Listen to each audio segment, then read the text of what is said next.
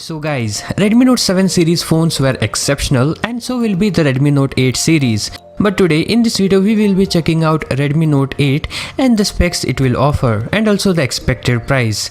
And all of that will be coming right after this.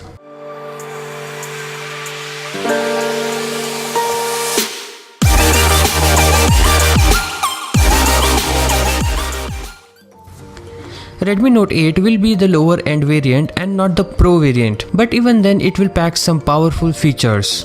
Like the processor it's expected to offer is Snapdragon 710 and that will provide a huge upgrade for gaming experience.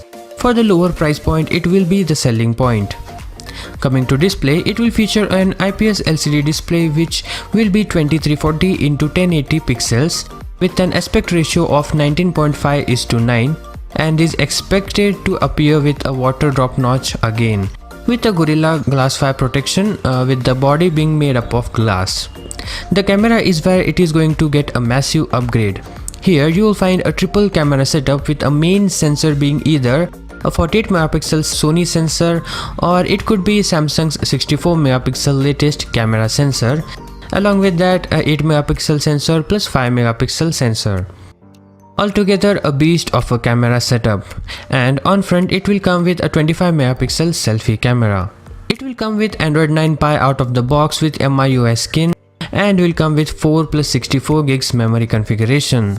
Not more is known about memory configuration, but you can expect a 6 gigs variant as well. Speaking of memory, it will get a hybrid SIM slot, so either you are getting a dual SIM or a SIM and the memory card, which can be expanded to 256 GB in size. As for connectivity, it will have 4G VoLTE and not 5G as the processor does not support that. Along with that, you will get a USB Type-C version 2, Bluetooth 5.0 and IR Blaster. The battery will be a non-removable 4500 mAh battery with quick charging force support. Now whether they will include the quick charger in the box is something that I can answer when I get some further leaks about this device. It's expected to get a rear mounted fingerprint scanner. Now I don't think that this will happen as in-screen fingerprint scanners are getting pretty faster, so I think we can expect an in-screen fingerprint scanner. But the type of fingerprint scanner used will be a big question.